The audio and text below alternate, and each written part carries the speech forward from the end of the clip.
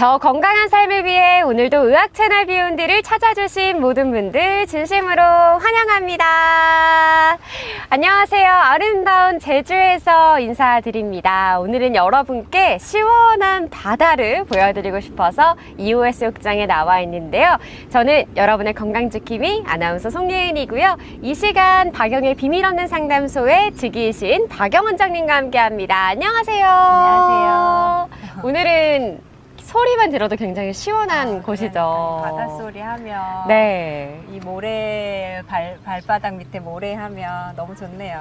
오늘이 평일이어가지고 사람들이 그렇게 많진 않지만 네. 또 나름 좀 흐리니까 더 분위기가 있는 것 같아요. 네. 혹시 EOS 욕장 자주 오시나요? 그럼요. 집 근처여가지고 EOS 욕장 옛날에 애들 어릴 때 많이 왔죠. 여기는 또 그 바닷물 끌어다가 만든 수영장이 또 있잖아요. 맞아요. 그래서 어린애기들 같이 놀기도 좋고 네. 캠핑하기도 좋고 도민들이 주로 가는 해수욕장이죠. 맞아요. 네. 공항에서 좀 가장 가깝고. 맞아요. 그래서 지금 저희 뒤에 보이는 그 말 등대로 이렇게 또 기념품들 많이 사가시는 곳이 EOS 욕장인데요. 우리 비욘디 가족분들 제주 방문하실 일이 있다면 여름 시즌엔 특히 또 포차 같은 게 열리더라고요. 그래서 뭐 이렇게 정자 같은 데서 닭백숙도 먹을 수 있고 닭볶음탕도 먹고요. 또 제가 알기로는 좀 유일하게 고기를 또 구워 먹을 수 있는 그 해수욕장이더라고요. 맞아요. 그래서 캠핑하면서 네. 고기 구워 먹을 수 있는. 그런 스팟이니까 우리 가족분들께 소개해드립니다. 다음에 한번 또 기회가 되신다면 오시면 좋을 것 같습니다. 네, 지금 실시간 채팅창이 보이지가 않아가지고 많은 분들이 들어와 주시고 계실 것 같은데요. 오늘은 두 번째 화양연화를 좀 주제로 삼아봤습니다. 인생에서 가장 찬란하게 마치 꽃봉오리가 활짝 피는 시기를 화양연화다라고 말을 하는데요. 우리 원장님의 그 시기 첫 번째는 언제이신 것 같으세요? 화양연화요? 네, 첫 번째 화양연화 시기는? 저는 네. 40대가 저의 화양연화 같아요. 그러니까는 20대는 좀 불안했고 네. 항상 그리고 늘 혼나고 음... 못하니까 그리고 네. 뭐 30대는 치열했고 치열했고. 정말 치열하고 그런데 이제 40대가 되니 네. 어느 정도는 이제 누군가가 그 요즘 제가 영어를 배우거든요. 영어 선생님하고 영어를 네. 배우는데 옛날 식으로 이제 선생님이 이걸 못했어요, 저걸 못했어요 이렇게 막 혼을 좀 내셨어요. 그런데 이제는 제가 제 주장을 할 수 있는 거예요. 선생님 비록 못하지만 저는 이렇게 하면 더 좋겠다라고 좋은 방법을 얘기해 주시는 게 좋겠어요. 저는 이런 식으로 스케줄을 짜는 게 저한테는 더 맞는 것 같아요. 이런 식으로 내가 뭘 좋아하고 나한테 맞는 걸 네. 찾는 능력이 드디어 이제 여유도 생기면서 내가 40대가 진짜 나의 화양연화가 아닐까 이런 생각이 듭니다. 오늘은 주제를 두 번째 화양연화라고 삼긴 했지만 원장님한테는 그게 첫 번째 네. 화양연화네요.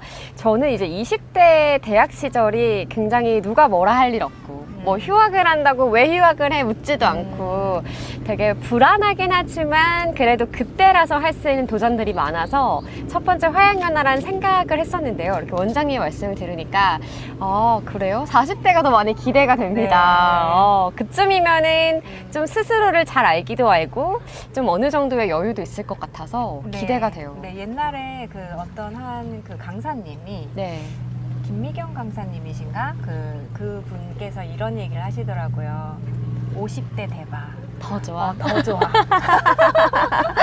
그러니까 기대가 되는 거예요. 맞아요. 네, 그때가 진짜 인생의 황금기야. 애 다 키워놓고 이제 놀러 다닐 수 있고 그때를 준비해야 돼. 이런 얘기를 하시는데 그렇구나 이런 생각이 들더라고요. 네. 그래서 우리 인생의 시계를 비유했을 때요. 오늘 주제로 삼은 40대는 겨우 오후 2시 정도밖에 되지 않는다고 해요. 네, 그래서 요즘은 100세 시대라고 하면은 어떻게 보면 절반도 안 온 시기이기 그렇죠. 때문에 뭐 두 번째 화양연화일 수도 있고 우리 원장님이 말씀하신 것처럼 첫 번째 화양연화일 수도 있는데요. 이 시기를 지금 지나고 계신 분들도 계시고 지나신 더 좋은 50대, 60대를 보내시는 분도 계실 테고 하시고 이제 더 기대하는 마음으로 준비하고 계신 모든 분들이 시청하실 수 있는 오늘 주제 끝까지 시청하시면서 궁금한 질문들 많이들 남겨주시면 감사하겠습니다. 우리 BBQ 치킨님 그리고 소나무님 와 분위기가 환상적이에요 이렇게 해주셨는데 오늘은요 이 파라솔도 되게 환상적인 것 같아요. 정말 빈티지 네. 1980년대 뭔가 호돌이가 생각나는 해변에서 볼 수 있는 그런 파라솔. 저는 자부합니다. 저 이울수욕장 가운데 저희 파라솔이 제일 멋있어요. 네, 우리 피디님이 애쓰게 또 세팅을 해주셨어요. 감사합니다. 우리 한박국수님도 와우, 우리 박수님도 들어와 주셨는데 환영합니다. 너무 멋져요. 제주 가고 싶습니다. 수아님 반가워요. 네, 오늘도 들어와 주셔서 감사합니다. 우리 코코아님도 좋은 분위기 감사합니다. 등등. 와, 이호태우 바다 라이브짱 편안한 라이브 좋아요. 우리 파라솔의 진가를 알아봐 주신 분도 계시고 빵 터주신 분들도 계신데요. 오늘은 알록달록 푸르른 빨주노초 속에서 또 즐거운 방송 주제로 이야기를 나눠보려고 합니다. 네, 근데 이제 사실 저도 이제 어제 브런치를 먹으면서 인생의 선배님들과 있었어요. 제가 유일한 30대 초중반이었고 다 40대, 50대, 60대 정년퇴임을 하신 분들도 계셨는데 내 마음은 청춘인데 몸이 예전 같지 않다라는 선배들의 이야기를 들었거든요. 이런 고민들도 있으실 것 같거든요. 그럼요.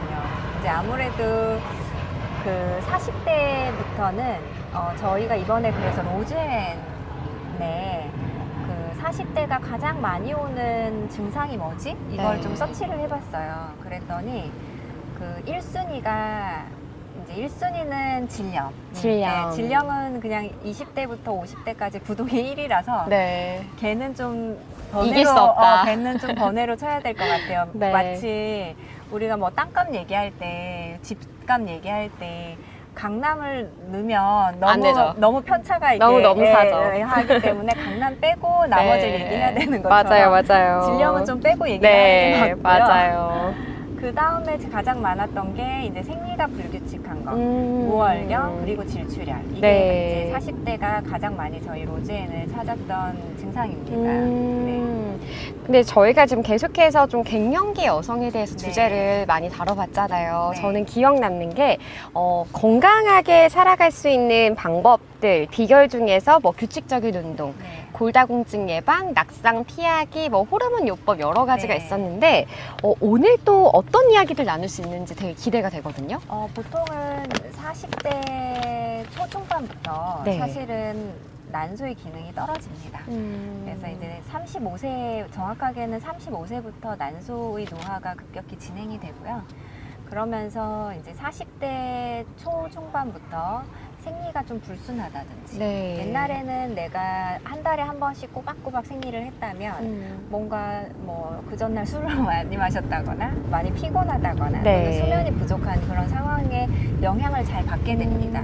그러면서 생리가 불규칙해져서 40에서 50일 주기 또는 60일 주기까지도 미뤄지게 되고 또 오히려 그게 좀 당겨져 가지고 한 달에 2번 정도 생리를 했어요 라고 얘기를 하고 오시는 분도 있습니다. 그래서 이런 무월경이라든지 질출혈 이런 증상들 때문에 오시는데요. 네. 이런 게 단순히 난소 노화에 의한 그 호르몬의 변화일 수도 있지만 갑상선이 이상하거나 또는 프로락틴이라고 하는 어떤 네. 호르몬이 낮밤이 바뀌면 좀 영향을 받는 그런 호르몬들의 이상이 있어도 이런 증상들이 좀 생길 수가 있습니다. 네. 그러니까 어쨌든 이렇게 몸의 변화는 좀 여성으로서는 40대가 좀 크게 느껴지는 시기인 것 같아요. 네. 네. 그러면은 이제 꼭 저는 이 시기에 많이 물어보시는 게 호르몬에 대한 이야기들을 많이 하시잖아요. 네. 어제 저도 만난 그 인생의 선배님이 막, 내 나이 대봐. 막, 나 지금 땀 엄청 흘리고 있어. 지금 그 시기야. 이렇게 하시는 걸 들으면서 전 알고 있죠. 네. 호르몬 치료를 좀 해보시면이라 하지만 감히 말씀 못 드렸지만. 네. 그럼 여성 호르몬을 좀 미리 복용하는 것은 몸에 어떨까요? 그래서 40대 분들 중에 약간 이렇게 건강 관리에 굉장히 관심 많으시거나 아니면 미리 뭔가를 좀 준비하고 싶어 하시는 분들이 많이 물어보세요. 제가 아직은 생리를 하지만 네. 저는 아직 증상은 하나도 없지만 갱년기 증상은 없지만 이제는 좀 몸의 변화를 느끼기는 해요. 이렇게 뭐 운동을 했는데 옛날처럼 근육이 잘 붙지 않는다든지 네. 몸이 좀 피곤하다든지 약간의 불면증, 커피를 마시면 잠이 잘 안 온다든지 네네. 이런 증상이 생기기 시작하니 아무래도 저의 호르몬이 좀 떨어지기 시작하는 것 같은데 지금부터 그냥 보충해주면 좋지 않을까요? 이렇게 많이 물어보시거든요. 네. 그러면서 호르몬을 언제부터 복용하는 게 좋아요? 저 먹긴 먹을 건데 언제부터 먹는 게 좋겠어요? 이렇게 많이 물어보시는데 우선은 아직까지는 호르몬 복용을 하게 되면은 네. 유방암의 가능성이 있습니다.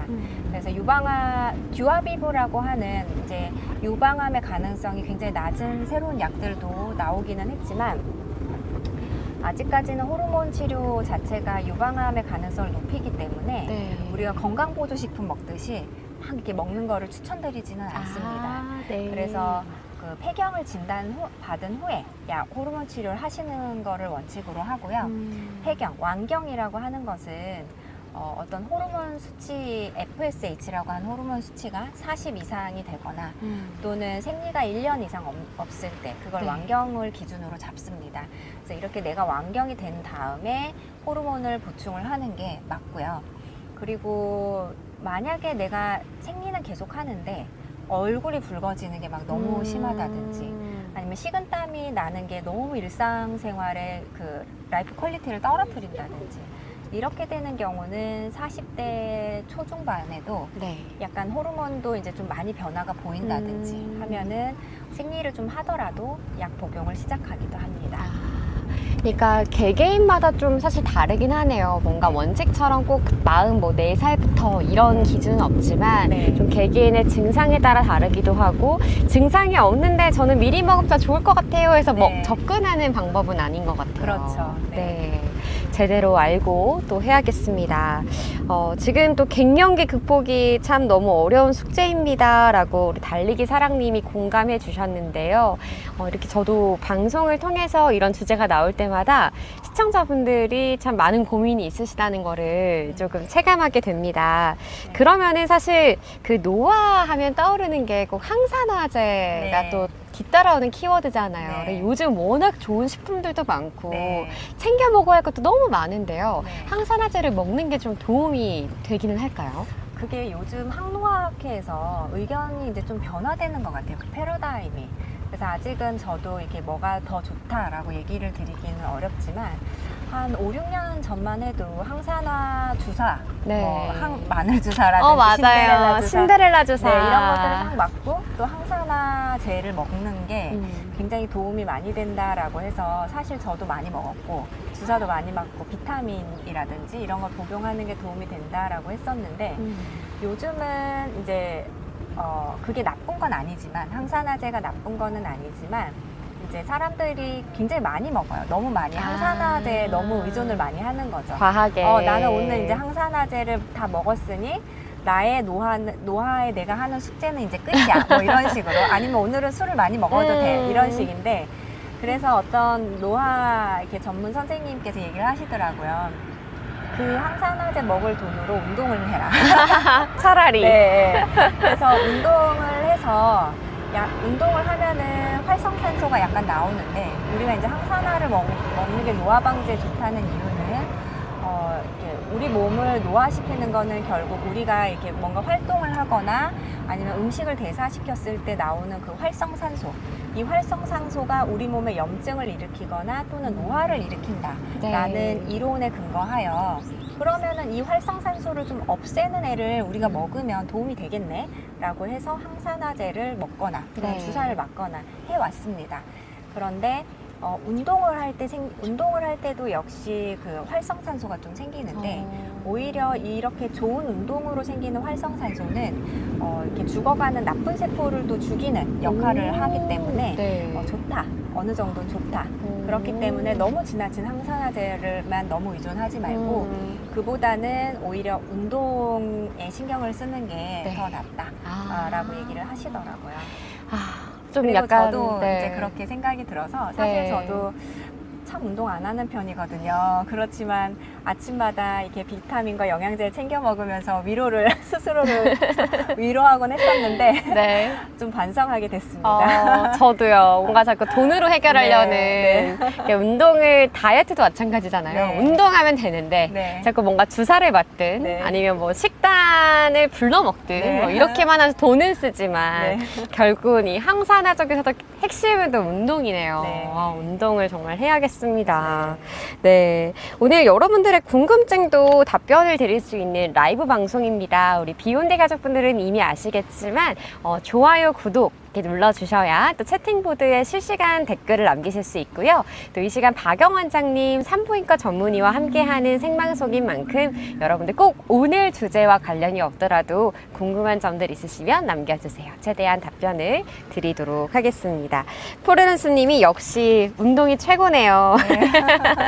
우리 모두는 답을 알고는 있지만 네. 참 또 어려운 존재가 운동인 것 같아요. 네.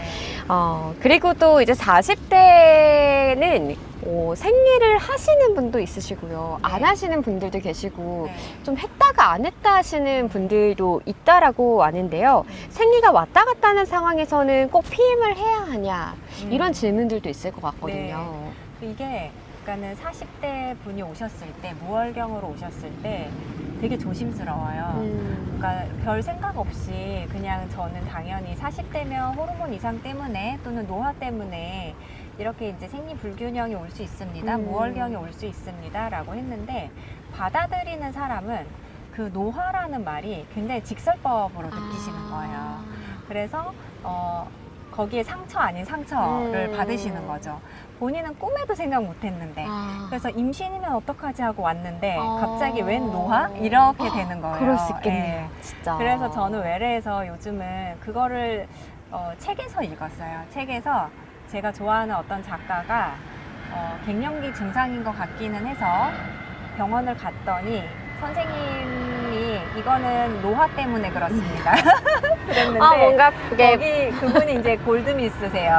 그래 충격받은 얘기를 쭉 네. 적어주셔서는 나도 이러는데 이런 용어를 함부로 쓰면 안 되겠다. 네. 그리고 제가 되게 좋아하는 이제 김하나 작가님이랑 이미 이제 병원을 가셨나 봐요. 어깨가 아파가지고 그래가지고 갔더니 이것도 노화 때문입니다. 이랬더니 또 상처.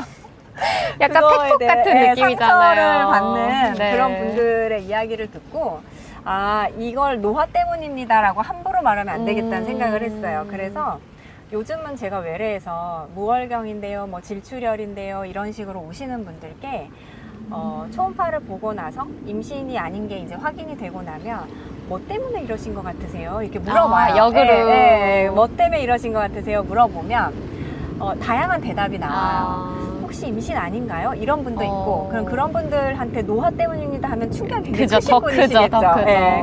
그리고 또 어떤 분들은 본인이 좀 의심쩍은 게 있어요. 제가 요즘 먹은 뭐 건강식품 있는데 혹시 그것 때문인가? 이러면 그것 때문일 수 있어요. 정말. 그리고 또 어떤 분들은 요즘 갱년기 증상도 같이 오는 것 같은데 이게 갱년기 아닌가요? 이미 이제 자신이 인사이트가 있으신 거죠. 그러면은 좀 더 이렇게 정확하게 그래서 우리가 왜 호르몬 검사를 해봐야 되는지에 대해서 좀 더 얘기를 잘 드릴 수 있습니다. 그래서 요즘은 이렇게 물어보면서 얘기를 드려요. 현명한 네. 방법이신 것 같아요. 네. 오히려 이렇게 질문을 네. 던지면서 네. 좋습니다. 그런데 이제 그 생리가 왔다 갔다 할 때 참 귀찮거든요. 이 피임을 신경 쓰는 게.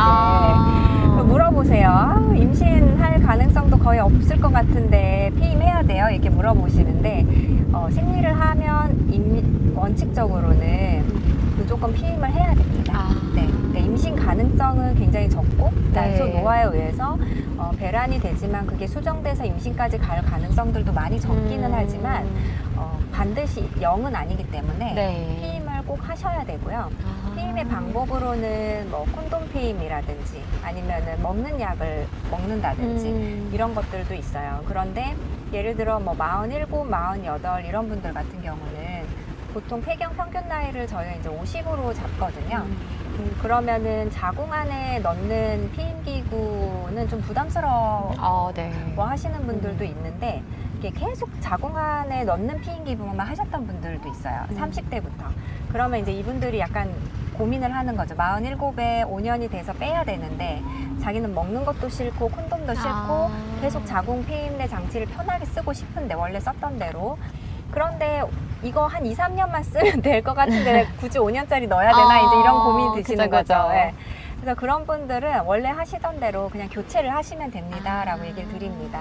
교체하시고 만약에 내가 2년 정도 쓰고 나서 폐경이 됐다, 완경이 되고 나면은 나머지 3년의 기간 동안 그 애를 아깝게 빼는 게 아니라 호르몬 치료 대체요법으로 좀 사용할 수 있어요. 3년 진짜요? 동안. 네.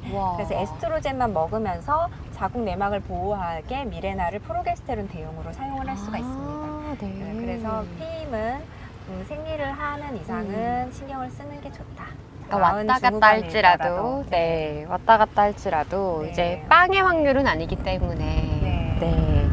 자, 그러면은 운동에 대한 중요성이 워낙 많이 알고 계시고, 저도 네. 이제 헬스장을 가면은 진짜 와, 저 나이신데도 어쩌면 몸매가 저보다 더 탄력이 있으시고 저러실까 하시는 분들을 좀 많이 보게 되는데요. 근데 운동을 좋아하는데 소변이 새가지고 늘 팬티 라이너를 하시는 거에 대한 고민도 있으시더라고요. 네, 맞아요. 이제 엊그저께도 저희 병원 이제 내원하신 분이신데요. 굉장히 키도 크시고 멋지시더라고요. 그런데 원래 왕년에 태권도 선수셨대요. 국대. 멋있다. 심지어 국대예요. 그런데 지금 이제 아기를 2명 출산하고 우와. 애들도 이제 다 좀 많이 크고 해서 지금은 격투기를 하고 계신데요. 더 멋있는데요? 그래서 복싱을 하는데 반전이네요. 와. 엄마인데 너무 멋진 거예요. 저도 함부로 까불면 안 될 것 같아요. 우리 자녀분들이. 아들이라도 굉장히 말 잘 들을 것 같아요. 근데 이 복싱을 하려면 이게 스텝을 계속 밟아야 되는데 애를 둘 낳고 나서 이게 소변이 샌다는 거예요. 그래서 고민을 이제 상담하러 오셨거든요. 그래서 40대가 되면은 특히 이제 출산의 경험이 있거나 네. 아니면은 이제 복부가 좀 비만하거나 또는 쪼그리고 앉는 작업 등을 많이 하게 되면 그걸 받쳐주는, 요도를 잡아주는 골반의 저근이, 골반의 그 밑바닥 근육이 이렇게 늘어납니다. 네, 늘어나고 약해지기 마련입니다. 그러면서 뛸 때 그렇게 소변이 샌다던가 이런 증상이 있는데 그럼 어떻게 해야 되죠? 이렇게 물어보세요. 그러면 이게 굉장히 심해서 일상생활이 막 불편할 정도면은 수술도 있어요. 이런 요실금 수술이나 이런 것들도 있지만 좀 그렇게 뛸 때만 잠깐 있는 경우는 이렇게 근력 운동이 가장 중요합니다. 근력 운동. 그래서 꾸준히 관리를 해서 네.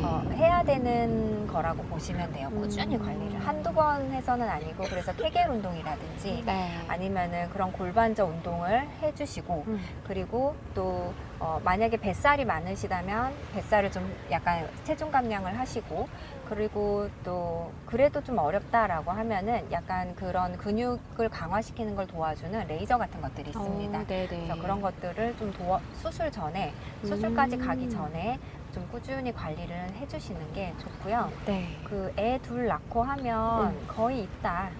라고 보시면 됩니다. 굉장히 슬퍼하시거든요. 이렇게 본인은 이렇게 킥복싱도 하시고 네, 굉장히 그죠. 이렇게 멋진 그런 여성인데 이게 그 안에는 이렇게 소변이 좀 샌단 말이에요. 그러면은 되게 좀 자존심 상하잖아요. 맞아요. 그러실 수 있을 것 같아요. 그러니까 그런 것들이 원래 그래요. 저도 그래요. 저도 애기 둘 낳고 나서 웃을 때 소변이 새고 그러거든요. 그래서 저는 이제 항상 그 질 레이저를 6개월마다 꾸준히 관리를 받아요. 그렇게 이제 관리를 좀 해주는 게 도움이 됩니다. 네.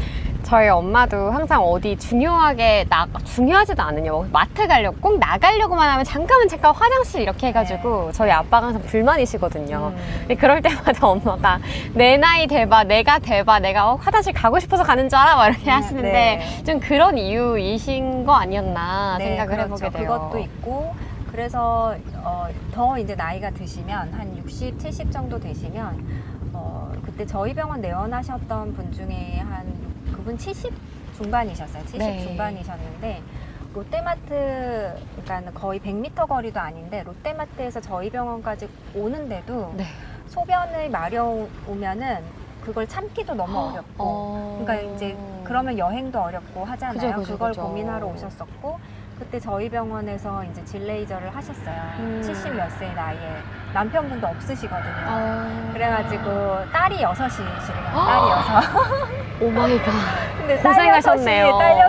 딸 6명이 다 반대를 한 거예요. 엄마 왜? 그거 하지 마라. 너무 비용도 비싸고 그거 효과도 뭐 그렇게 있지도 않을 수도 있는데, 근데 이 어머니가 굉장히 이렇게 좀 본인의 의지가 뚜렷하신 분이셨어요. 네네. 시끄럽다 이래가지고 했어요. 70 중반에 하셨는데 너무 좋아지신 거예요. 그래가지고 그분도 거의 한 1, 2년에 한 번씩 오셔가지고 네. 관리하시거든요. 그래서 그렇게 이제 자연분만을 많이 하면 노화가 들면 그런 현상이 생깁니다. 그러면 제왕절개 산모인 경우도 제왕절개는 잘 안 생기죠. 네. 하지만 또 후불제 고통이 네, 있죠. 네, 또 다른 네, 그렇죠. 영역이 있죠. 네, 제왕절개는. 네. 네, 우리 푸르른스님 그리고 홍님도 40대는 건강도 챙기랴 일하랴 인생에서 제일 바쁜 시기인 것 같아요 라고 해주셨어요. 맞아요. 그래서 50대 되면 더 좋대요. 애 다 크고 저도 네. 50대를 기다리고 있습니다. 그래서 네. 저는 이제 아이가 둘째가 대학 가려면 이제 5년 남았거든요. 네. 그 둘째 대학 5년 되면은 이제 여행을 좀 다니기 위해서 지금부터 체력 관리를 하고 있습니다. 그날을 위해서. 저도 지금 못 가서 네. 근력 운동하는 이유가 이제 네. 선생님과 같은 네, 이유예요. 네. 나중에 내가 유럽 여행 가려면 네. 튼튼해야지 이런 마음으로 근테크하고 있습니다. 네. 우리 동백나무님이 슬프네요. 그 나이 먹는 거에 대한 답이신 것 같고요. 파도 소리가 너무 힐링이 됩니다. 우리 소나무님은 원장님 요새 갱년기 열감으로 고생하고 있는 50대 초반의 아줌마입니다. 저는 다른 사람들보다 갱년기 열감이 굉장히 심한 편인데 이 열감을 좀 조절할 수 있는 방법이 있을까요? 어떤 거라면 갱년기 열감이 좀 낮아질지 고민이 됩니다. 갱년기 열감의 치료는 무조건 호르몬약 복용입니다. 네. 그래서 유방암의 가능성이 있는지 먼저 확인을 해야 되고요. 그래서 유방을 검진을 좀 한번 해보셔야 돼요. 유방 이렇게 누르는 검진도 하시고 네. 유방 초음파도 해보시고 뭐가 좀 있어도 괜찮습니다. 크게 유방암으로 발전될 것 같지 않은 그런 조그마한 혹 같은 거는 약을 먹어도 되거든요. 그래서 특별한 게 없다라고 하면은 이렇게 좀 많이 불편하시면 무조건 저는 호르몬 약을 추천을 드립니다. 드시는 게 훨씬 나으세요. 네. 자, BBQ 치킨님이 두 분의 미소가 너무 아름다워요. 힐링 이렇게 해주셨는데요. 또 좋게 봐주시니까 감사합니다. 파도 소리가 정말 힐링되죠. 그럼요. 그리고 간간히 뭔가 피처링으로 비행기 소리도 같이 들리고 있어요.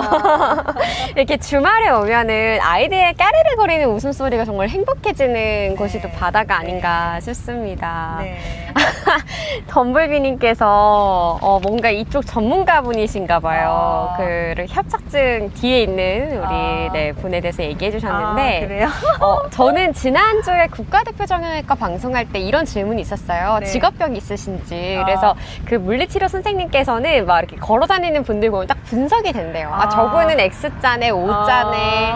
네, 혹시 산부인과 또 그런 게 있으신가요? 직업병. 직업병이요? 네. 네, 있죠.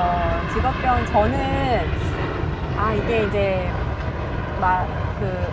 애 둘 엄마로서 피임에 대해서 굉장히 직업병적으로 애들한테 얘기를 해요. 벌써 웃기죠? 네, 그래서 친구들 저희 집에 놀러 오면요, 애들 친구 저희 집에 놀러 오면 막 물어봐요. 사후 피임약은 몇 시간까지 먹으면 되는 거지? 애들 이제 쫙 앉혀놓고 물어보고, 그리고 이제 피임약이란 어떤 걸까? 얘들아 뭐 이런 거 물어보고 그러거든요. 피임을 굉장히 이렇게 어떤 이렇게 그래서 저희 딸 되게 싫어하죠. 친구 오면은 그런 얘기 엄마가 계속 하니까 엄청 싫어하거든요. 다 도망가요, 애들이. 그래가지고 이렇게 방법을 세웠죠. 그래서 언제 말을 해주면 되게 좋을까라고 하다가 가끔씩 애들이 차 뒤에 4명씩 탈 때 있거든요. 우르르 이렇게 몰려다닐 때. 그럼 차에 다 타고 있으면 그 시간 동안 어쩔 수 없이 제 말을 들어야 되거든요. 못 도망가죠. 못 도망가거든요. 그러면 이제 피임 강의를 하는 거예요. 그때부터 한 30분 동안. 그러면은 요즘은 저희 그 큰 딸은 포기했어요, 그냥. 또 엄마가 시작됐구나. 그냥 이러면서. 포기했고, 둘째도 이제 그냥 한 귀로 듣고 한 귀로 흘리고는 있는데, 어쨌든 그렇게 한 귀로 듣고 한 귀로 흘리더라도 뭔가 급할 때 남죠. 생각이 나지 않을까 네. 하는 생각에 친구들이랑 있으면 수시로 저는 그 피임에 대해서 설명을 많이 합니다. 왜냐면 이제 생각보다 이렇게 아직도 이렇게 피임에 대해서 많은 여학생들이 잘 모르고 심지어 성인들도 사후 피임약을 72시간 안에만 받으면 되는데 새벽에 바로 먹지 않으면 안 되는 줄 알고 그 새벽에 응급실을 가가지고 막 고생을 하시는 분도 있고 그런 것도 있고 해서 저는 이 피임에 대해서는 굉장히 좀 강박적으로 직업병적으로 그러는 것 같아요. 저는 따님분과 선생님의 두 분의 입장이 다 이해돼요. 네. 그러니까 뭔가 이제 자식을 가진 부모로서 네. 얘기를 해주고 네. 또 이제 제가 누군가의 딸로서는 제일 엄마 아빠랑 안 나누고 싶은 주제이기도 네. 하거든요, 지금도. 그래서 막 TV 보다가 뽀뽀한 장면만 봐도 괜히 막 머쓱해가지고 방에 들어가고 했던 기억이 있는데. 근데 저희 딸들은 되게 잘 물어봐요. 오. 제가 어렸을 때부터 네. 그렇게 성교육을 굉장히 오픈해서 시켰었거든요. 네네. 그래서 이제 성교육이 이제 1세에서 한 5세까지 1단계 정도 성교육이 있고, 그 다음에 이제 5세에서 한 14세 정도 되는 성교육이 있고, 그 다음에 14세에서 이제 아예 어른이 알아야 될 정도까지 알아야 되는 이런 성교육들이 있는데, 어렸을 때부터 그 아이들이 아는 언어로 네. 되게 이렇게 잘 말을 많이 해줬었거든요. 그러니까 애들이 되게 엄마 그런데 내가 오늘 생리는 이런데 어때? 아니면 성관계라는 건 어떤 거야? 나는 오늘 학교에서 피임을 배웠는데 바나나에 콘돔을 씌워왔어. 뭐 이런 거. 그러면은 제가 또 한술 더 하죠. 그래서 주의해야 될 게 뭐지? 그러면은 유통기한 이렇게 얘기하거든요. 콘돔 배운 그녀들. 콘돔에 대해서 제일 중요한 건 유통기한이야. 그거 꼭 확인해야 돼. 중간에 네. 찢어지면 큰일 나. 그럼 어떻게 해야 돼? 그러면 사후피임약 뭐 이렇게 얘기를 하거든요. 근데 그런 거에 대해서 어렸을 때부터 계속 얘기를 해가지고 애들이 좀 잘 물어보고 그다음에 엄마랑 잘 대화를 해요. 근데 저는 되게 중요한 게 부모의 성교육이 더 중요한 것 같아요. 애들의 성교육보다. 네네. 그래가지고 어느 정도 나이대에 맞게 그 부모의 성교육이 되게 중요하다고 제가 느끼는 이유가 외래에서 이렇게 오면은 그 사람이 가진 옛날에 받았던 그 성교육, 네. 그 성교육을 어떻게 받았냐에 따라서 자신이 생긴 그 성적인 문제들 있잖아요. 네네. 예를 들어 뭐 결혼을 하면 생기는 뭐 성생활의 문제라든지 아니면은 이제 이런 것들이 결국 우리가 밥을 먹듯이 생기는 문제들인데 이거를 자기가 어떻게 대처하고 어떻게 해결하는지에 대한 태도들이 다 다르더라고요. 그래서 어렸을 때 가지는 그런 성교육이 굉장히 중요하구나 이런 생각을 되게 많이 했는데 이게 20대, 30대, 40대가 달라요. 왔을 진짜요? 때. 왔을 때 좀 우와. 다른데 이제 예를 들어서 우리가 뭐 성폭행이나 이런 것 좀 좋지 않은 문제가 있었을 때도 20대 같은 경우는 지금 유치원에서 어떻게 교육을 받은 아이들이냐면은 그러니까 만약에 40대가 성폭행을 당해서 오면은 굉장히 죄책감, 그다음 모멸감 이런 것들로 많이 오시거든요. 그리고 제가 뭘 잘못해서 그렇죠. 이렇게 많이 오세요. 이런 게 또 이제 어떤 거랑 또 연결이 되냐면 남편의 바람. 네. 남편의 바람을 피웠어도 내가 그 여성으로서 매력이 없어서 내 질이 너무 늘어나서 뭐 이런 것이 원인일까요? 라고 하시면서 오시거든요. 자책을 하시는군요. 네, 그렇죠. 근데 이분들이 배웠던 그 옛날의 성교육은 유치원 때 안 돼요, 싫어요, 하지 마세요 이런 성교육이었던 거예요. 그러니까 내가 크게 소리를 지르지 않아서 내가 옷을 짧게 입고 다녀서 내가 뭔가 태도를 잘못해서 그럴 수 있으니 그래서 이제 낯선 사람 따라가면 안 되고 나쁜 사람 문 열어주면 안 되고 네. 이런 데 대한 교육을 받았거든요. 제가 40대인데 저 때 이제 그런 걸 받은 거죠. 그래서 그래서 뭔가 성적으로 문제가 있을 때 그게 내 잘못이라는 생각을 많이 해요. 그러면서 자기가 이제 그거를 이렇게 고쳐보려고 노력하고 굉장히 좀 부정적이게 되는 반면에 최근 20대들은 이제 유치원에서 어떻게 배우냐면 이제 안 돼요, 싫어요, 하지 마세요가 잘못된 거라고 아예 안 가르친대요. 왜냐면은 2012년도에 그 어떤 아이가 성폭행을 당할 때 소리를 너무 질러가지고 죽임을 당한 거예요. 그래서 너 왜 그 아이를 죽였니? 라고 했을 때 이제 너무 소리 질러서 죽였다고 한 거죠. 그러니까 근데 우리가 사회적인 원래의 시선들이 성폭행을 좀 당했어도 소리를 크게 안 질렀었는데 저항을 많이 한 흔적이 없는데 뭐 이렇게 됐을 때는 정말 성폭행 당한 거 맞아? 서로 원해서 한 거 아니야? 이런 시선들이 좀 있었어요. 그래서 교육에도 소리를 질러라 라는 게 좀 많이 부각된 점이 있었는데 그 사건이 2012년도 있은 후에는 교육이 잘못됐다 라고 돼가지고 요즘은 그 제대로 된 어른이면 너한테 길을 묻지 않아. 제대로 된 어른들은 길을 묻지 않고 따라오라고 하지 않고 그 다음에 그러니까 너가 착한 아이처럼 안 해서가 아니고 그 사람이 이상한 거야. 그 사람이 문제야라고 얘기를 해주는 거예요. 그게 되게 중요하더라고요. 그래서 이제 20대들은 성폭행이라든지 성추행을 당하잖아요. 그러면은 이렇게 와요. 오고 본인의 죄책감이 많이 없어요. 그 생각보다 그 사람이 이상한 거라고 배웠기 때문에 그렇기 때문에 당연히 신고하고 당연히 그 사람이 이상한 거고 당연히 같이 분노해 줄 거고 이렇게 생각을 하는 거예요. 그 태도가 되게 많이 달라요. 그렇네요. 그리고 그게 이제 남자친구와의 성관계에서의 문제도 뭔가가 적극적인 게 남자들도 그렇고 나도 문제가 있고 너도 문제가 있을 수 있고 특히 남자애들은 내가 더 문제인가 이런 생각을 많이 해요. 그래서 걔 비뇨기과 가보라 했어요. 뭐 이런 식으로 그러면서 서로 커뮤니케이션을 하면서 하는데 이것들이 되게 어렸을 때 배운 성교육들의 차이고 자신의 성정체성의 차이구나라는 생각이 되게 많이 들었고 70대, 60대, 70대 할머니들 같은 경우는 그런 걸 말하면 안 된다고 배운 세대시잖아요. 그래서 어떤 일이 있었냐면은 이제 온 병원을 막 다니던 할머니였어요. 근데 자기는 질염 때문이라고 생각을 하신 거예요. 밑이 늘 간지럽고 이런 질환이 있으셔서. 그래서 이제 그러다 저희 병원에 오셨는데 어머니 이제 할머니 요거는 질염이 아니고 이렇게 간지러운 거는 피부 문제예요. 피부가 노화가 되면서 이렇게 좀 간지러울 수 있습니다 라고 이렇게 얘기를 좀 드렸었거든요. 그러니까 갑자기 막 우시는 거예요. 외래에서. 그러면서 저한테 하시던 말씀이 내가 20살 때 되게 나쁜 일을 당했었다. 그래서 나는 평생을 내가 그때 그 나쁜 일 당한 것 때문에 그러셨구나. 이 질염을 이렇게 달고 사는 줄 알았다. 너무 슬프다. 근데 그래서 자기는 질염이 계속 있다고 해서 그 일 때문인 줄 알았는데 그게 피부 때문이라니 이러면서 남편한테도 자기는 늘 죄인처럼 살았대요. 말도 못하고. 그러니까 이게 자기가 배운 그 교육의 중요성이 얼마나 그 한 사람의 인생에 큰 영향을 주는지를 전 외래에서 쭉 스펙트럼으로 보는 것 같아요. 그래서 아이들에게 굉장히 성교육의 중요성을 좀 많이 알고 많이 해줘야 되겠다는 생각을 많이 하거든요. 그리고 이제 결국은 이런 성생활이라는 게 많이 알수록 제대로 많이 알수록 지혜롭게 문제에 부딪혔을 때 지혜롭게 풀어나갈 수 있는 힘이 이렇게 많이 있는 거예요, 아이들이.